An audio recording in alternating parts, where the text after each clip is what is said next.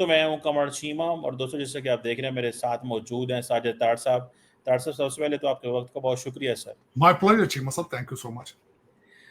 तार साहब बहुत ज़्यादा डेवलपमेंट्स हैं। एक तो हम देखते हैं कि अमेरिकी सदर जो हैं उन्होंने कहा है कि जी पाकिस्तान से जो है वो तेल के हवाले से हम इन्वेस्टमेंट करने जा रहे हैं और इस सिलसिले में सुना है कि एक्सन मोबिल और पाकिस्तान की एक कंपनी है OGDCL, उन्होंने इस हवाले से काफ़ी काम भी किया और ये जो एक्सक्लूसिव इकोनॉमिक जोन है जो 200 नॉटिकल माइल जो हमारे सी शोर से है उसके अंदर एक इलाके के अंदर ये तेल निकला है। दूसरा तार साहब हम देखते हैं कि इंडिया के हवाले से इन्होंने कुछ जो है वो टैरिफ लगाए हैं 25%। इंडिया के अंदर प्रेशर आ रहा है प्राइम मिनिस्टर मोदी के ऊपर कि वो जो है वो टफ टाइम दें डोनाल्ड ट्रंप को। और तीसरा तार साहब पाकिस्तान के अंदर भी सज़ाएं जो हैं वो हो गई हैं इमरान खान की पार्टी के लोगों को। इट सीम्स के जो टेम्परेचर है वो बड़ा हाई है। तार साहब how do you see this developments?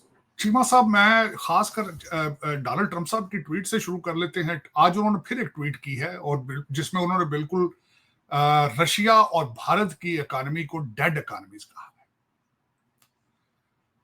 और इस वक्त यही चीज इस वक्त डिस्कस हो रही है वॉशिंगटन डीसी के अंदर कि क्या वाकई भारत की economy is a dead economy? क्या वहां पे इकोनॉमी सिर्फ बंदों की वजह से, पॉपुलेशन होने की वजह से सिर्फ उसको एक बड़ी इकोनॉमी समझा जाता है? बड़ी बातें हो रही हैं कि वहां पे क्या गुजरात के लोग ही क्या पैसा जो है वह सिर्फ 2-3 लोगों के पास है, दूसरी दुनिया जो है वो बेरोजगारी के साथ मर रही है, यूथ 45% अनएम्प्लॉयमेंट है। ये सारी चीजें आज डिस्कस हो रही हैं कि, और दूसरा इस वक्त अगर देखा जाए तो अपोजिशन जो है वहां पे जो उनकी तकरीर हो रही है, मूनसून सेशन जो चल रहा है उसमें 2-4 तकरीरें इस वक्त बड़ी वायरल हो रही हैं। एक तो असदुद्दीन अवैसी की तकरीर है, वो बड़ी पॉपुलर है, और दूसरा जो बार बार राहुल गांधी जो है वो मुसलसल अटैक कर रहे हैं, और उसमें एक कुछ बातें खैर वाकई मैं उनसे एग्री करूंगा।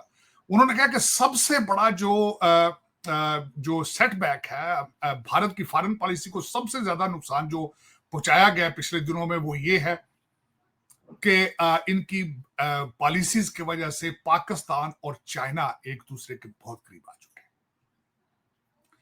दूसरे और जिस तरीके से उन्होंने अपनी स्पीचेस में कहा है कि पाकिस्तान की फौज जाके अब सारी चाइना से ट्रेनिंग ले रही है और इस टेक्नोलॉजी जो है वो शेयर कर चुके हैं, तो ये सबसे बड़ा खतरा जो है राहुल गांधी साहब ने कहा, और उसका कोई जवाब नहीं, किसी के पास कोई जवाब नहीं। इसमें ये वाकई हकीकत है कि जितना पाकिस्तान को तंग किया गया पिछले 15 साल, या एक अजीब किस्म का बिहेवियर और नफरत और सारी की गई है, उसने चाइना और पाकिस्तान को बहुत करीब लिया है। अब दूसरी बात, अब वो चाइना और पाकिस्तान ही सिर्फ करीब नहीं है। 10 मई वाले दिन जो कुछ हुआ है, उस दिन क्या हुआ है कि अब अमेरिका जो है वो भी ये समझता है कि Bharat is not able to protect their interest in that region. वो भी करीब आते जा रहे हैं। और जिस तरीके से कल उन्होंने ट्वीट की है, और एक ऐसे कंट्री को जिसके बारे में हमेशा हर बच्चा भारत का कहता था ये कटोरा लेके भीख मांग रहे हैं, कटोरा, अब वो कटोरे वाले जो हैं इस वक्त, उनके बारे में उन्होंने कल कह दिया कि हो सकता है पाकिस्तान अपना तेल भारत को बेचे। तो ये एक ऐसी बड़ी चेंज है। और जो आपने तो 25% टैरिफ की बात की है, जो 10% उन्होंने कहा है कि अगर रशिया से तेल लेंगे तो उसको मजीद ऊपर लगाया जाएगा। अब डोनाल्ड ट्रंप साहब डिटरमिन्ड टू ब्रेक ब्रिक्स को बड़ा खतरा समझते हैं वो डॉलर के लिए, और उसमें जो कंट्री होंगे वो उनके पीछे जाएंगे। डोनाल्ड ट्रंप साहब is frustrated from the Ukraine and Russian war at the same time. और इसमें जो अगर देखा जाए तो जो मुआहदे हो रहे हैं, यहां से हमारे अभी फॉरेन मिनिस्टर वापस नहीं पहुंचे और मार्को रूबियो की कालें भी आना शुरू हो चुकी। जनरल कुरेला जो है उन्होंने दहशतगर्दी के खिलाफ पाकिस्तान के अंदर समिट की। तो ये सारी चीजें अगर देखा जाए तो अच्छा, दूसरा चीमा साहब, मैं ये नहीं कहता कि इससे किसी के क्रेडेंशियल्स जो है वो दे आर नॉट स्ट्रॉन्ग, लेकिन अपनी पॉलिसी को जो अक्लमंद लोग होते हैं रिवाइज कर लेते हैं। जिस तरह अक्सर अगले दिन मैंने आपको शायद पहले भी कहा था कि मैं पिछले दिनों एक डिबेट में था, तो बार बार पाकिस्तान पे जो स्पीकर थे अटैक करने की उन्होंने कोशिश की कि वहां से हिंदुओं को निकाल दिया। भाई हिंदू वहां पे थे भी तो 3% 4% थे ना, देखे ना, 3-4% जो है अगर हिंदू हैं तो उनको तो वो चलो निकाला, जो कुछ जाते हैं भारत फिर वापस आ जाते हैं। 25 करोड़ का क्या करोगे भाई? उसके लिए आपको एक कंप्रीहेंसिव पॉलिसी चाहिए। उनको रोजाना मारना, उनको तंग करना और उसको पॉलिटिसाइज करना और उसको फिर अपनी फॉरेन पॉलिसी का हिस्सा बना लेना परमानेंट। अगर ये नहीं काम कर रहा तो फिर चेंज करें आप। आपका क्या ख्याल है? दुनिया नहीं देख रही? दुनिया देख रही है। दुनिया वन वे रिलेशनशिप अब नहीं चाहती। दुनिया ने दुनिया चेंज हो चुकी है चीमा साहब। इजराइल जो है अनकंडीशनल सपोर्ट के बावजूद अगर अपने पांव पे नहीं, आज की सबसे बड़ी खबर यह है कि फ्रांस और इंग्लैंड के बाद अब दूसरे कई मुमालिक भी फलस्तीन को एक्सेप्ट करने के लिए तैयारियां कर रहे हैं, अमेरिका की विल के बगैर। तो अब दुनिया चेंज होती जा रही है। और जो एक मेरे ख्याल में मैं जो समझता हूं हर अक्लमंद बंदे को चाहिए, अगर उसकी अगर प्लान ए फेल हो रहा हो तो फौरन प्लान बी पे जाना चाहिए। किश्ती अगर डूब रही है तो उसको फिक्स करना चाहिए, बजाय कि आप उसको किश्ती के आप कहें कि नहीं, आप किश्ती डूबने से पहले ही समुद्र में छलांग लगा दे, तो कहां की अक्लमंदी? मैं ये समझता है। लेकिन ये कि चीमा साहब इस वक्त अगर देखा जाए तो फॉरेन पॉलिसी भारत की हैज फेल्ड, इसमें कोई डॉक्टर साहब वो कहते हैं कि अमेरिका जो है स्ट्रेटेजिकली ब्लाइंड हो गया है। ये अमेरिकन स्ट्रेटेजिक ब्लाइंडनेस है। ट्रम्प को इंडिया की कैपेबिलिटी नजर नहीं आ रही। This is what Indians are saying. वो तो कहने को क्या है, वो तो भाई सारा दिन टकरे मारना शुरू कर देते हैं टीवी के ऊपर। वो तो कल एक दो मैंने देखे, वो तो इतने जज्बाती हैं कि वो तो उनका प्रोग्राम देखने के बाद तो डॉक्टर को मिलना पड़ता है। वो जो सारे जो पेरोल पे हैं, खासकर जिन्होंने गुजरांवाला लाहौर के साथ समंदर मिला दिया था, वो तो टकरे मारना शुरू कर देते हैं। वो तो टकरे मार रहे हैं आजकल। उनको तो भाई उनका प्रोग्राम देखने के बाद तो प्रोजेक लेनी पड़ती है, उसके बाद उनका तो प्रोग्राम देखने के बाद मसाज करानी पड़ती है चीमा साहब। जिन्होंने 10 मई वाले दिन मेरे जैसा एक बंदा, मैं बहुत सेकुलर आदमी हूं, मैं किसी शख्स के साथ नफरत नहीं कर सकता उसके रिलीजन के बेस पर। मेरे जैसे बंदे को भी उन्होंने 10 मई वाले दिन मजबूर कर दिया है कि मैं 2 नेशन थ्योरी में बिलीव करता हूं, कि हम इकट्ठे नहीं रह सकते। हम इकट्ठे नहीं रह सकते। हम एक दूसरे के हम खून देखना चाहते हैं, खून देखना चाहते हैं। तो मैं दुआ कर रहा हूं इन लोगों के लिए। ये सर चाहिए इसका सच कहते, चीखें आए, चीखों की आवाजें नहीं आ रही लाहौर से। हमारी सेना इस्लामाबाद में घुस चुकी है भाईजान।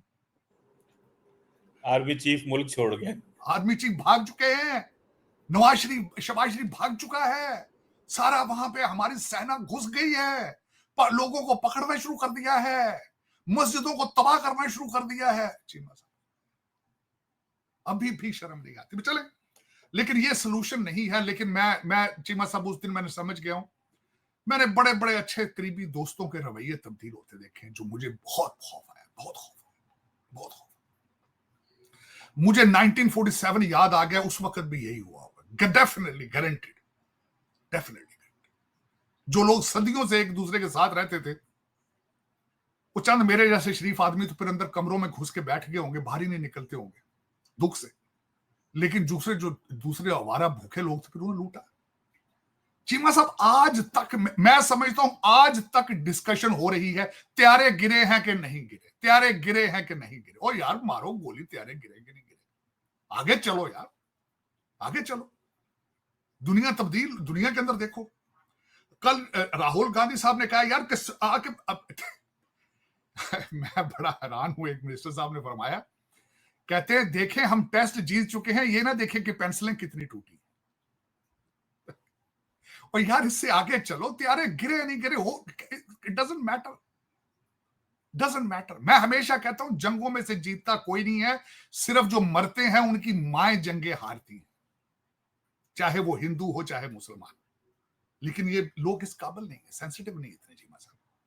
ये लोगों के बच्चे मार के ये खुश होते हैं। ये जो खून देखने वाले ये टकरे मारना शुरू कर देते हैं ना, वो एक दो मैं नाम नहीं उनका लेना चाहता, जो टीवी पे आते हैं, जो कि इस वक्त डोनाल्ड ट्रंप साहब के खिलाफ अब लगे हैं। पहले कहते हैं कि जो हमारे चाचा सैम हैं, क्या वो फैसला करेंगे? और भाई वो ऑफ कोर्स वो दुनिया की सुपर पावर है, वही फैसला करेंगे, और कौन करेगा? चचा सैम के पास पहले आते थे कि अब की बार ट्रंप सरकार, तो आज वो अगर आपके साथ नहीं है तो फिर रवैया देखो किस तरह चाहिए।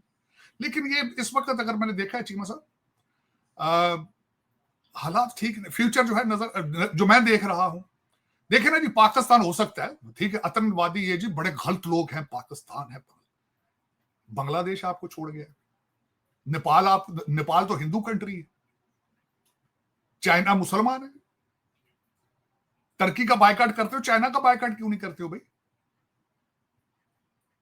लेकिन चीमा साहब दर हकीकत ये खुद फरेबी, इसको सिंपल कहते हैं खुद फरेबी, अपने आप को धोखा देना।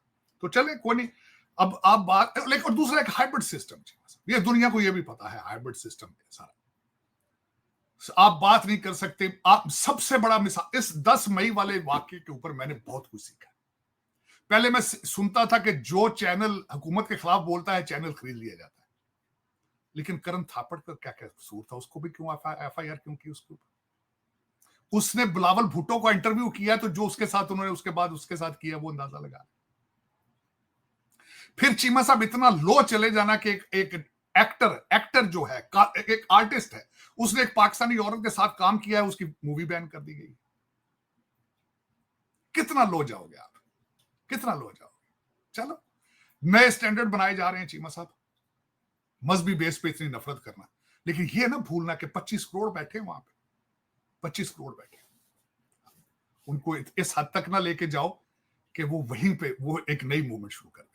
चलो करेंगे, ये मुझे पता है, क्योंकि 15 साल बहुत मेहनत की गई बड़े टेक्निकल तरीके से। चीमा साहब मैंने बताया था ना कि इसको रिलीजन को जब पोलिटिसाइज किया जाता है उसके कॉन्सिक्वेंसेस बहुत खतरनाक होते हैं, बहुत खतरनाक। पाकिस्तान सफर करता रहा है अफगानिस्तान में जिहाद की वजह से, उसकी बहुत बड़ी प्राइस पे की है पाकिस्तान ने, बहुत ज्यादा प्राइस आज भी पे कर रहा है। लेकिन ये कि ये भी उसी डायरेक्शन पे जाएंगे, उसी डायरेक्शन पे जाएंगे। उसकी वजह ये है, जब भी आपने रिलीजन को सियासत में घसीट के लाए हैं, नफरतें जब पैदा की हैं, वो बैकफायर करती हैं। जब भी आप नेचर के साथ गेम करते हैं, खेलते हैं, तो नेचर बैकफायर करती है, नेचर बैकफायर। अब चीमा साहब बात करते हैं, सजाओं का दौर है। कल फैसलाबाद के फैसले आ गए हैं चीमा साहब, लेकिन उसमें मैं ये समझता हूँ ये फैसले दो, मेरी जो इसके बारे में ओपिनियन है चीमा साहब, एक तो ओपिनियन ये है कि अभी तक पाकिस्तान में गुड टू सी यू वाले जजेस बहुत हैं, इनमें से बहुत से लोगों को रिलीफ मिलेगी, बहुत से लोगों को रिलीफ मिलेगी। लेकिन चीमा साहब ये सजाएं बहुत पहले दे देनी चाहिए, ये सजाएं बहुत पहले दे देनी चाहिए। मैं छोटी सी मिसाल देना चाहूंगा, जब ये रीसेंट लंदन रॉयट्स थे, अदालतें खुली थी 24 घंटे। जो मेरा मुर्शद फरमाता था कि मुझसे ज्यादा गोरों को कोई नहीं जानता, वहां सजाएं दी गई। जिसने वो ट्वीट किया था या जो मैसेज किया था, उसको भी सजा दी गई। और किसी जज की जुर्रत नहीं है कि उसके बाद कहें गुड टू सी यू, मेरी सास आपके प्यार में पागल होती फिर रही। तो चीमा साहब दर हकीकत ये आप, मैं कहता हूं जिस तरह पाकिस्तान चला रहे हैं इस तरह कंट्रीज नहीं चलते। जो भी एंटा स्टेट जो काम करता है उसको करार वाकई सजा देनी चाहिए, करार वाकई सजा देनी चाहिए चीमा साहब।